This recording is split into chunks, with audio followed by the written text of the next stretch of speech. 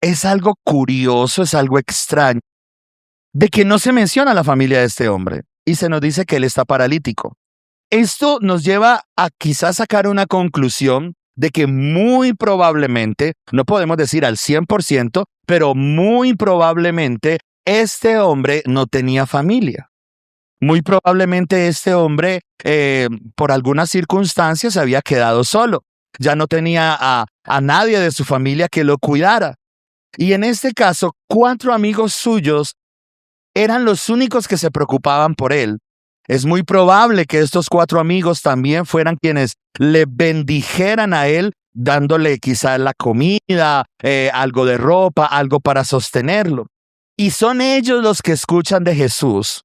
Son ellos los que se dan cuenta de todo el poder que la gente empieza a hablar acerca de Jesús, cómo sana enfermos, cómo levanta paralíticos, cómo él sana leprosos, y que esas eran una de las enfermedades más fuertes en esa época. La lepra, hoy en día, aquí en Colombia, por ejemplo, por ley, el tratamiento es totalmente gratuito, ¿sí? Y con una simple inyección y unas pastillas, una persona que se contagia de lepra, inmediatamente pues ya le hacen el tratamiento. No es algo mortal, ¿sí? Hoy en día nosotros tenemos muchas enfermedades que son fácilmente tratables, pero para la época de Jesús, una enfermedad como la lepra era una sentencia de muerte. No solamente por lo que la enfermedad hacía en el cuerpo, sino porque social, cultural y religiosamente la lepra era vista como un símbolo de pecado. Y entonces aquel que tenía lepra estaba impedido para entrar al templo, para ofrecer oración, alabanza a Dios. Entonces, si la persona estaba impedida, imagínese, de entrar a la presencia de Dios, socioculturalmente también se aislaba de la sociedad, porque nadie se quería contagiar, nadie quería que se le pegara esa enfermedad para luego él también quedar excluido. Y siendo la lepra una de las enfermedades más difíciles, más tremendas, vemos que cuando Jesús se acercaba a los enfermos, los tocaba, inmediatamente los sanaba. Entonces, la gente ya había visto ese poder tan inigualable de Jesús. Y cuando estos 4 amigos escuchan que hay un hombre que tiene la capacidad de sanar la lepra, que para ellos era lo más difícil, dicen, bueno, esto de sanar a un paralítico quizá no sea tan complicado, porque si él puede sanar la lepra, puede sanar a un paralítico.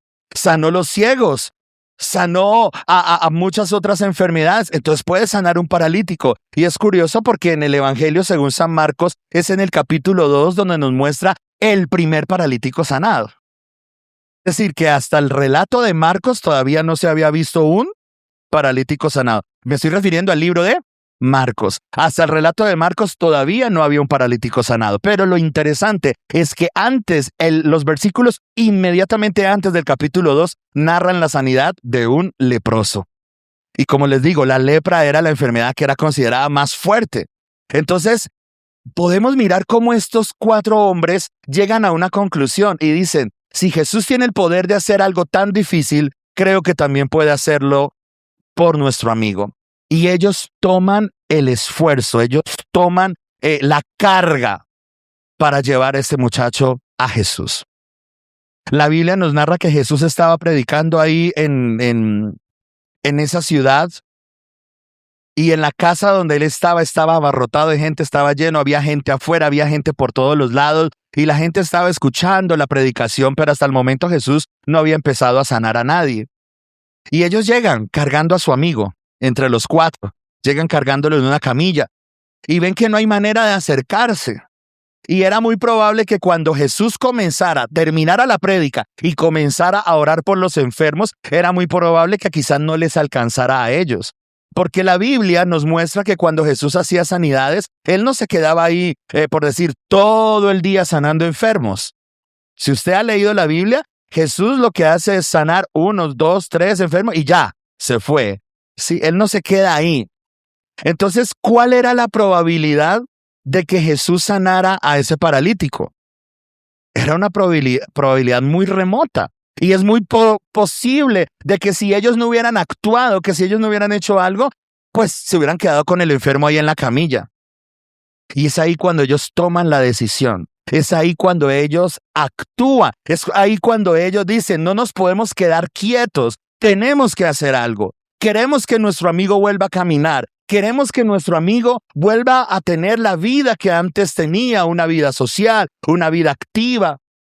Pero si nos quedamos aquí quietos, él va a perder esa oportunidad. Les doy un dato muy curioso. En la Biblia se nos muestra que Jesús, cuando iba a ciudades, él no sanaba a todos los enfermos y que había muchos que quedaban buscando a Jesús y estaban como que, por decirlo así, cazándolo, siguiéndolo. Se daban cuenta que Jesús iba por un camino, entonces decían, bueno, creo que va a ir a esa ciudad. Entonces allá lo esperaban. Y cuando Jesús llegaba a una ciudad, ya había gente esperándolo. ¿Sí? Era como esa lucha por encontrar un momento de estar cerca de Jesús para que él lo sanara. Es decir, que Jesús dejó a muchos enfermos sin sanar. Pero lo que Jesús jamás dejó sin sanar, o bueno, sin atender, fue una persona hambrienta. Cada vez que alguien tenía hambre y Jesús veía el hambre, inmediatamente la suplía. Pero enfermos sí dejó sin sanar, pero hambrientos no dejó ninguno. Y mire que en una ocasión ya sus discípulos le decían, maestro, vámonos. Y él dijo, no, porque estos llevan todo el día aquí escuchando mi predicación. Tengo que darles de comer. ¿Alguien tiene algo? Sí, aquí tenemos 5 panes y aquí tenemos 2 pececillos. Listo, esto es suficiente. ¡Pum! Y los multiplicó. Nunca dejó un hambriento con hambre, pero sí dejó enfermos sin sanar. Porque él le dejó el poder a los apóstoles para que ellos sanaran en su nombre. Pero esta cuestión del hambriento es algo simbólico, porque cuando un corazón busca a Dios con hambre, Dios lo sacia. Por eso la Biblia dice que como el siervo clama por las fuentes de las aguas, así clama por ti, oh Dios, el alma mía. Mi alma tiene hambre y tiene sed del Dios vivo. Cuando usted busca a Dios con interés, Dios sacia el hambre espiritual que nosotros tengamos en nuestro corazón. Cuando usted tiene el anhelo de buscar de Dios, el deseo de conocer de Dios, Dios siempre lo suple. Es más, si usted de pronto en un momento de oración le dijo al Señor, Señor, yo quiero conocer más de ti, yo quiero aprender más de ti, Dios siempre va a poner el medio para que usted aprenda. Es más, también le digo, si usted está aquí, fue porque de alguna manera, en algún momento en su corazón expresó el deseo de querer conocer más de Dios y Dios le permitió estar aquí. Y aquí nosotros estamos en un lugar donde aprendemos de la palabra de Dios porque solo a través de la palabra es que podemos conocer a Dios. Entonces, enfermos sí dejó Jesús sin sanar. La facultad de que este paralítico fuera sanado entonces estaba en manos de los que lo llevaban. Recuerde, él no se podía mover. Entonces eran ellos los que tenían que decidir, eran ellos los que tenían que esforzarse, eran ellos los que tenían que idearse de qué manera podían ayudarlo para que él encontrara la sanidad. Y como Jesús está tan lejos, y como Jesús apenas sana como 3 o 4 personas, y es probable que no lleguemos allá, es cuando les sale la idea de que se van a subir por el techo. Pero yo quiero que usted piense esto en esta mañana. Si aquí en este auditorio fuera la casa donde estaba Jesús, listo, tan. Y dice la Biblia que la casa estaba llena y hacia afuera todo estaba lleno. Ellos no pudieron llegar sencillamente aquí al frente de la casa y subirse de una al techo. Para ellos llegar a ese techo, es muy probable que tuvieran que subirse desde una de las casas mucho más abajo y caminar por los techos de todas esas casas hasta llegar al techo de la casa donde estaba Jesús. Ahora, las casas de Palestina no son como las casas de aquí. Bueno, actualmente en la tierra de Israel podemos encontrar construcciones del mismo modo como las tenemos acá, pero me estoy refiriendo hace 2000 años atrás. En el siglo I, la arquitectura del Medio Oriente eran casas que se hacían con adobe, que eran ladrillos hechos de barro, que los secaban al sol. Luego ellos levantaban las paredes, ¿sí?, de esas casas y en vez de techo, como es muy raro que llueva, ellos hacían algo que le llamaban una azotea o una tapia, ¿sí?, que es lo que nosotros conocíamos hoy como una plancha, ¿sí?, como decir una casa de plancha.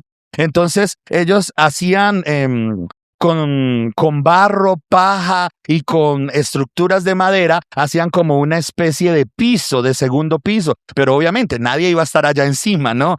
y era como si fuera una casa de plancha.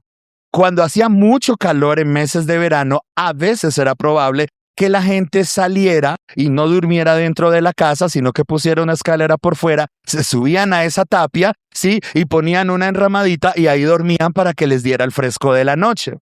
De hecho, en el mes de octubre, en las fiestas de los judíos, había una fiesta que se llamaba Fiesta de las Enramadas o de los Tabernáculos, para que ellos recordaran la salida de Egipto y que ellos habían vivido errantes por el desierto 40 años y que durante esos 40 años ellos les había tocado que estar en carpas.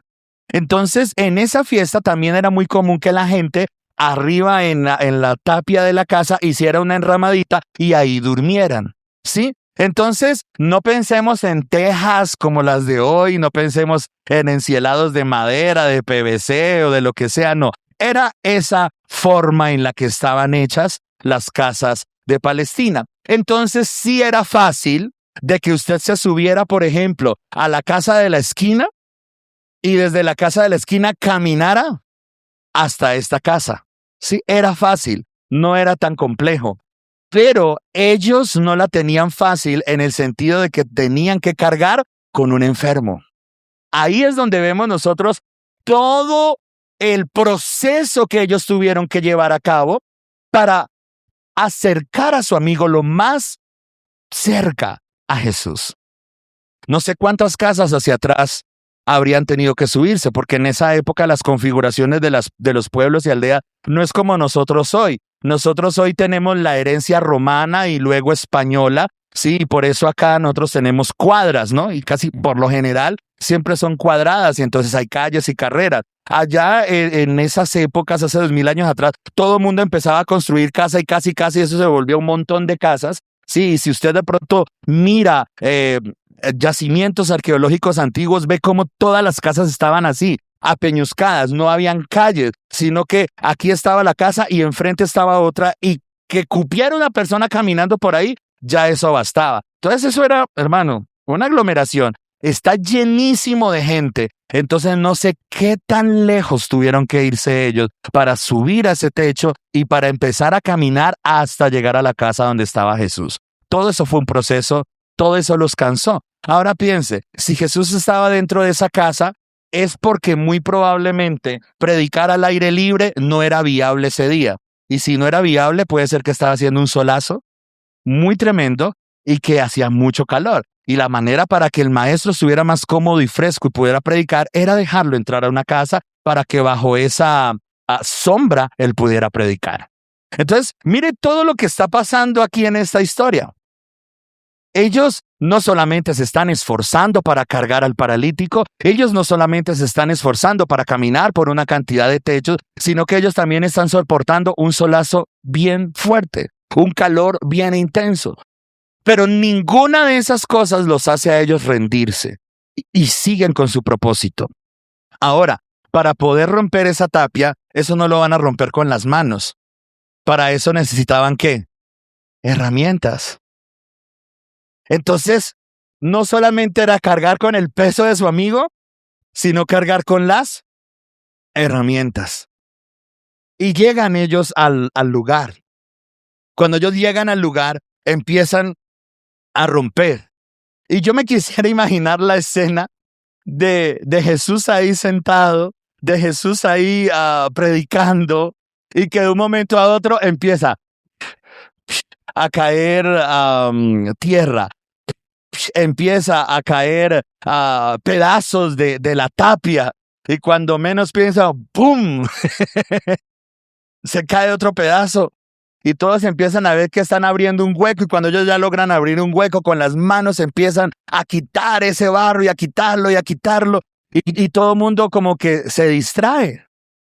Porque si yo estoy aquí predicando, hermanos, y de un momento a otro empiezan a caerse pedazos del techo, yo sé que todos van a empezar a mirar para allá y todos se van a distraer y todos se les va a pasar por alto lo que yo estoy predicando.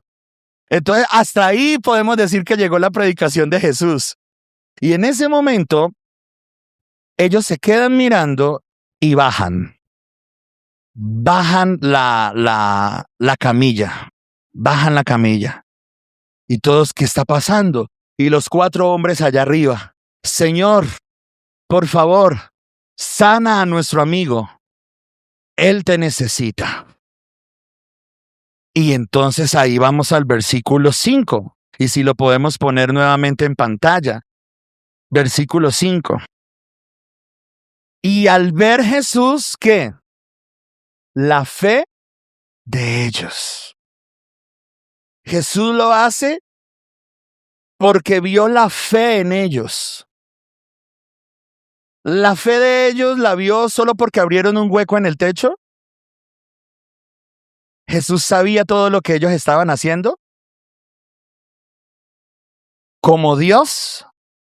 Sí. Como Dios. ¿Se acuerda cuando Zaqueo se subió al árbol? Y Jesús va pasando y le dice, Zaqueo, bájate. Y él, ¿y tú cómo sabías que yo estaba acá arriba? Y dijo, antes que te subieras al árbol, te vi. Entonces Jesús vio la fe de estos hombres, no cuando estaban ahí. Él vio la fe de esos hombres desde que ellos estaban ¿a dónde? Afuera. Desde que ellos llegaron y no podían acercarse. Desde que ellos llegaron y no había manera de llegar a Jesús. Desde que ellos se fueron a conseguir herramientas. Desde que ellos se subieron a los techos. Desde que empezaron a caminar. Todo el proceso. Jesús los estaba viendo. Y estaba viendo que eso que ellos estaban haciendo, lo hacían por fe. La Biblia dice en el libro de Santiago que la fe sin obras es muerta. Porque nuestra acción demuestra lo que creemos. Yo no puedo decir que creo en Dios y hago cosas totalmente contrarias a lo que Dios esperaría de mí.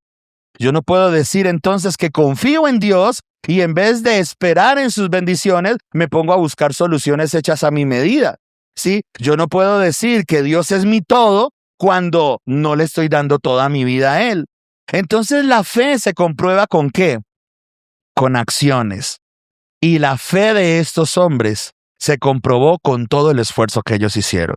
Y Jesús les dice claro, y le dice al paralítico, tus pecados te son perdonados. Y cuando los pecados del paralítico fueron perdonados por la orden de Jesús, ¿qué pasó? El paralítico se levantó. Entonces notemos algo muy interesante en esta historia. Ellos lo llevaron a Jesús para sanidad, pero cuando él llegó a Jesús encontró más que sanidad. Encontró transformación, encontró perdón de pecados. ¿A dónde vamos a llegar nosotros con esta historia? Estamos hablando de que el propósito como iglesia es que nosotros tomemos una carga por aquellas personas que no conocen a Cristo, por aquellas personas que necesitan del evangelio, pero que ellas solas difícilmente van a llegar. Yo sé que Dios puede llamar a alguien y ese alguien traerlo a la iglesia. Por ejemplo, la hermana Liliana, Dios la llevó a la iglesia, porque ninguno de nosotros la fuimos a buscar. Ese día estábamos en un ayuno y ella llegó y el salón estaba abierto y dijo, buenas, aquí hacen oración, fue que preguntó. Yo le digo, sí, ¿qué iglesia de la Pentecostés? Ay, a mí me gustaría venir, así. Sí, y ella luego me contaba el testimonio y me decía que cuando ella llegó a colocar su local, su negocio, y ve que la iglesia estaba enseguida, dice que ella le dijo a Dios, ¿por qué me persigues? Dice, porque a todo lugar donde yo llegaba veía una iglesia, y entonces dije, Dios me está llamando, y entró. Puede ser que alguna persona Dios la llame solita, como pueden ser otros que fueron llamados a través de su familia, ¿sí? Por ejemplo, Karen, desde pequeñita, nació y creció en la iglesia, ¿sí? Julieta, desde pequeña, nació y creció en la iglesia. Y si vamos a hablar específicamente de esta congregación, desde hace 11 años de existencia, nosotros tenemos a Juanita, que todo el embarazo, nacimiento hasta ahora está aquí. A Gael, todo el embarazo y desde nacimiento está aquí, por quienes hemos orado desde el vientre. Santiago, todo el embarazo. Varias dificultades subieron y lo pusimos en la presencia del Señor y vea, ahí está Santiago, sano y bendecido. ¿Sí? Ya hay niños que han nacido y han crecido aquí y hay adolescentes que desde niños crecieron aquí, gloria a Dios. pero ese tampoco es el caso de todo mundo. Y por lo general, lo más común es que a muchos de ustedes, alguien los llevó a conocer de Dios. Alguien lo acercó a Dios. Usted necesitó que alguien hiciera un esfuerzo, porque predicarle a un alma no es fácil. Y cuando yo asumo la tarea de llevar a alguien a Cristo, es un esfuerzo. Pero yo les quiero decir, hermanos, cuando yo hago un esfuerzo para la gloria de Dios, ese esfuerzo tiene recompensa. Cuando yo hago un esfuerzo para cumplir la palabra de Dios, eso va a ser bendecido, eso va a ser recompensado. Y si nosotros nos ponemos a pensar aquí en el paralítico y sus 4 amigos, yo le pregunto a usted en esta mañana y respóndalo con sinceridad. ¿Qué ganaron los 4 amigos del paralítico? ¿Qué creen ustedes? ¿Qué ganaron los 4 amigos del paralítico? ¿Qué creen?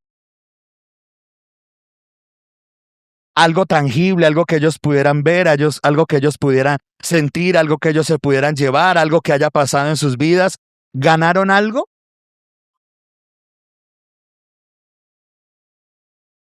Ellos como persona, ¿ganaron algo?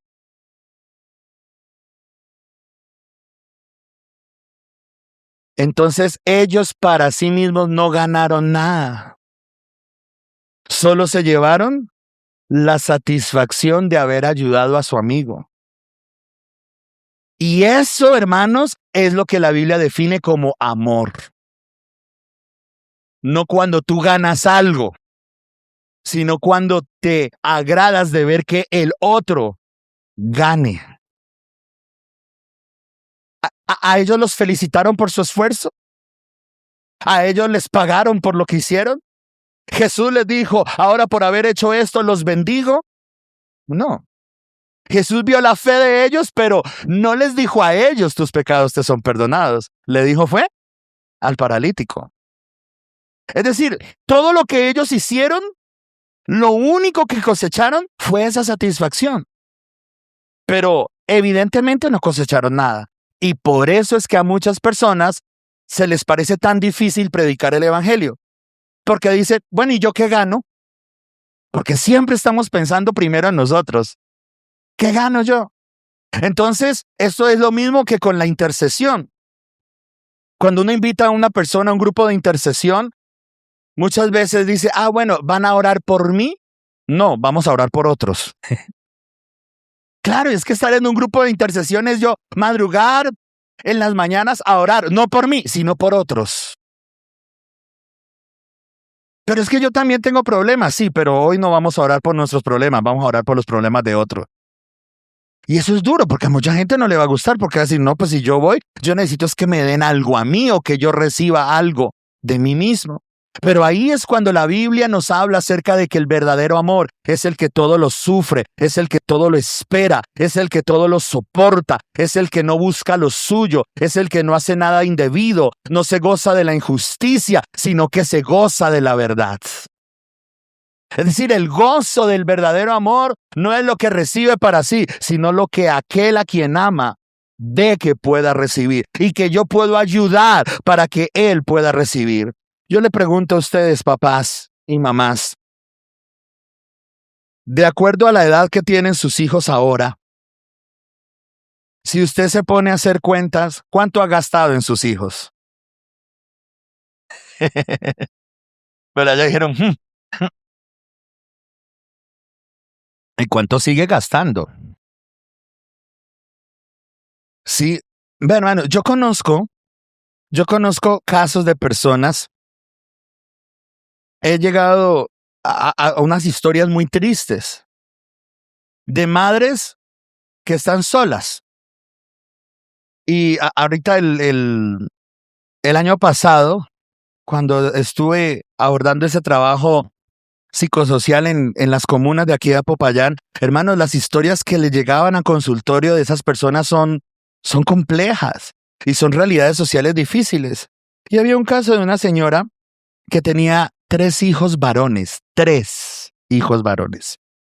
La señora, con todo su amor y su esfuerzo, trabajaba con sus manos haciendo comidas, haciendo horas así de aseo, trabajando en restaurantes, bueno, etcétera. Y con ese esfuerzo logró que sus hijos estudiaran, logró sacar adelante a sus hijos y logró que sus hijos llegaran a un buen nivel. Ya los muchachos crecieron, son 3 hombres y uno dirá, no, pues esa señora crió 3 hombres, esos 3 hombres la deben tener hoy en día como una reina. Y resultó que no. Resultó que estos 3 la habían abandonado, la habían dejado y la señora ahorita estaba yendo a buscar apoyo psicosocial en el programa que teníamos nosotros de la alcaldía. Y entonces nosotros le preguntamos, bueno, pero sus hijos están bien, sus hijos tienen los medios para ayudarle. Sí, sí tienen, pero ellos dicen que cada uno está haciendo su vida. Incluso ella en la consulta me decía que le reclamaban porque ella los dejaba solos. Y ella me decía, pero si yo no los dejaba solos, ¿quién me los, no, o sea, no tenía quien me los cuidara? Y si yo no me iba a trabajar, pues ¿quién los iba a mantener? Y entonces a veces uno se pone a pensar y dice, bueno, a veces uno tiende a ser duro con los papás sin entender lo que les ha tocado a ellos para sacarlo a uno adelante. Y ya cuando usted es padre, usted se da cuenta lo duro que es sacar adelante a un hijo, ¿sí? Y entonces a veces se siente mal y a veces hay hermanos que me dicen, pastor, hable con mi hijo porque está rebelde, pastor, ore por mi hijo porque está muy, muy grosero en la casa y no valora a su mamá, no valora a su papá, ¿sí? Y entonces ya lo venimos a sentir en carne propia. ¿Cómo es el que te esfuerzas tanto por otro y que ese otro no te valore? Por eso aquí la pregunta es, ¿qué ganas tú al darlo todo por tus hijos? Lo único, ese sentimiento de satisfacción de haber amado y de haber entregado. Por eso es que esa misma situación es la que está pasando aquí en esta historia bíblica. Esta historia es la misma. Porque aquí estos hombres no están ganando nada. A estos hombres no los están felicitando, no les están pagando. Ellos no están ganando nada. Solamente un sentimiento de satisfacción de saber que ayudé a un amigo para que Jesús lo sanara. Eso es lo que muchas personas a veces se ponen a mirar y entonces se desaniman para evangelizar. Y uno dice, bueno, hermanos, usted va a tomar a una persona y va a invertir en esa alma. Invertir en un alma es apoyarla en oración, es estar ahí cada día intercediendo por ella. Invertir en un alma es visitarla, es ir constantemente a animarla, a ver cómo está, a darle una palabra de ánimo, aun cuando uno mismo no siente los ánimos, pero uno va a levantar al otro. Porque ese sentimiento de compromiso y de entrega total, dice, yo tengo que esforzarme y luchar por llevar a este paralítico a Jesús, hasta que él se pueda levantar y caminar. Pero mientras él no pueda caminar, yo soy el que lo voy a llevar a Jesús. Y es que espiritualmente, las personas sin Cristo están como el paralítico, quietas. Pero cuando viene el perdón de Dios a nuestros pecados, ¿qué le pasó al paralítico cuando Jesús le dijo, tus pecados te son perdonados? Se levantó y caminó. Pues cuando nosotros estábamos sin Cristo, ¿cómo estábamos? Paralíticos y quietos. Pero cuando vino el poder del evangelio, la gracia de Dios a nuestra vida, el perdón y la restauración de Dios nos levantó. Ahora podemos caminar.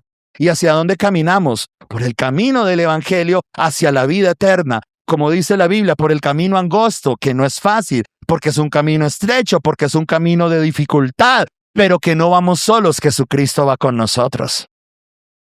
Pero ya estamos caminando, pero hay otros que no están caminando. Y ese compromiso de poder ayudarles a que esos otros se levanten, ese es el compromiso que necesitamos nosotros aquí en la iglesia hoy. ¿Estás dispuesto, hermano?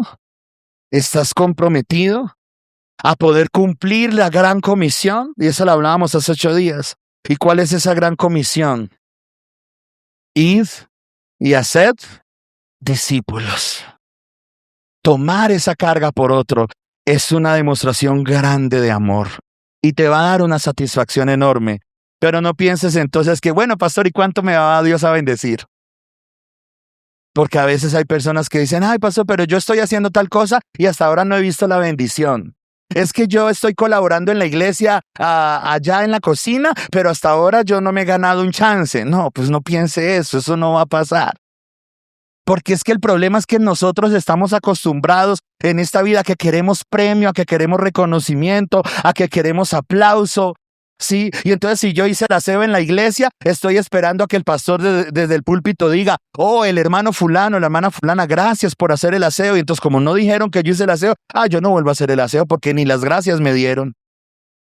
Imagínense estos 4 hombres que hubieran dicho, dejemos de paralítico ahí porque Jesús ni nos volteó a mirar. No, ellos se fueron contentos porque él se pudo levantar. Ahora, ¿usted cree que esos 4 hombres también no tendrían necesidades? ¿Usted cree que esos 4 hombres también no tendrían situaciones en las que Jesús podría haber hecho un milagro? Pero ellos dejaron de lado sus necesidades para poner todo su esfuerzo en que ese paralítico llegara a Jesús. Yo sé, hermanos, de que yo no soy perfecto, usted no es perfecto y que todos tenemos problemas y que todos tenemos luchas y que todos necesitamos de Dios.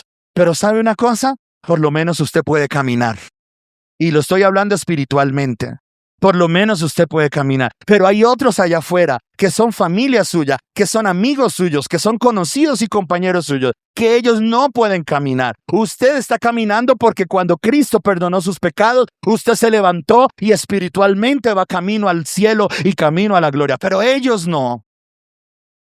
Y entonces si yo siento ese amor, así sea por lo más mínimo por ellos, voy a esforzarme para conducirlos también a la presencia de Jesús. De que si me toca cargarlos, pues los voy a cargar.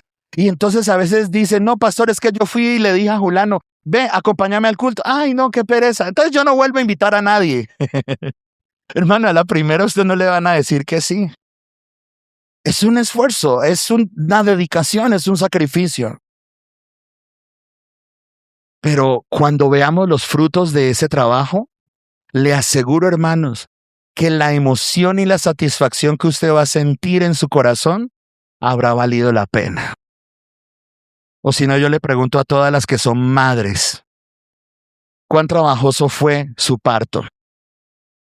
¿Cuánto dolor sintieron en ese momento para traer un hijo al mundo? Pero cuando el médico o la enfermera le puso su bebé en sus brazos que acababa de nacer, usted estaba dolorida, si le hicieron cesárea, estaba ahí con esa herida y todo. Pero aún así usted no le estaba importando nada, sino que el bebé. Y esa fue su felicidad.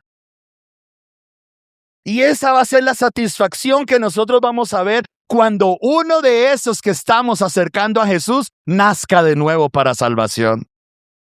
Y le aseguro que usted se va a olvidar hasta decir, porque alguien me decía hace 2 años atrás cuando estábamos en una célula, me decía una persona, pastor, es que yo fui hasta ese barrio, fui a la casa, toqué, no me abrieron, estaba lloviendo, me pegó una mojada, me dio gripa. Y yo le digo, gloria a Dios. ¿Gloria a Dios por la gripa? No, gloria a Dios porque usted se esforzó. Ahora no espere entonces que por eso Dios mañana lo va a recompensar, no. Pero luego cuando esa persona se bautizó, sí me estaba diciendo, ay, yo le prediqué, yo lo gané. Y yo, ¿sí ve? ¿Sí ve lo bonito que se siente? Entonces yo te digo a ti, hermano y hermana, tú ya tienes. Y espero que ya lo hayas hecho, ya le hayas entregado a la hermana Lisette para a partir de mañana lunes orar por ellos. Tú ya tienes esa persona por la que vas a interceder y por la que vas a esforzarte y sacrificarte para acercarla a Cristo. Cuando tú veas a esa persona bajando a las aguas del bautismo, cuando tú veas a esa persona llena del Espíritu Santo, cuando tú veas a esa persona sirviéndole al Señor en un altar, tú vas a decir, gloria a Dios. Y a Él lo llevé yo. Y por Él me esforcé, por Él me trasnoché, por Él hice tantas cosas. Pero gloria a Dios porque ahorita está ahí. Ese es el premio y la recompensa más grande que podemos sentir. Pero el día que estemos en la gloria eterna, el Señor coronará nuestras vidas por un servicio leal. Que tú y yo podamos ser coronados por ese servicio leal al Señor, no por el premio, sino por el corazón dispuesto, por el corazón que se esfuerza como estos hombres que lo dieron todo para que Él llegara a Jesús, y que así nosotros no solamente lo demos todo para continuar, sino también para acercar a otro a Jesús. A veces esperamos, no, es que pastor, yo primero necesito estar más consagradito, yo necesito estar más firme. No, hermano, incluso el llevar a otro a Cristo hace que tú te afirmes más, hace que tú te exijas más y te comprometas más. Entonces siempre por donde lo mires vas a salir ganando. Va a ser una bendición para tu vida espiritual, va a darte una satisfacción en tu alma y en tu corazón, y te va a ayudar a afirmarte y fortalecerse más en el camino del Evangelio. Entonces, creo que todos salimos ganando. Ganan las almas que conocen al Señor y ganas tú por todo esto que te estoy diciendo. Ahora la pregunta es, ¿lo vas a hacer? ¿Vas a ser uno que carga al paralítico para llevarlo a Jesús? Vamos a estar en pie en esta mañana.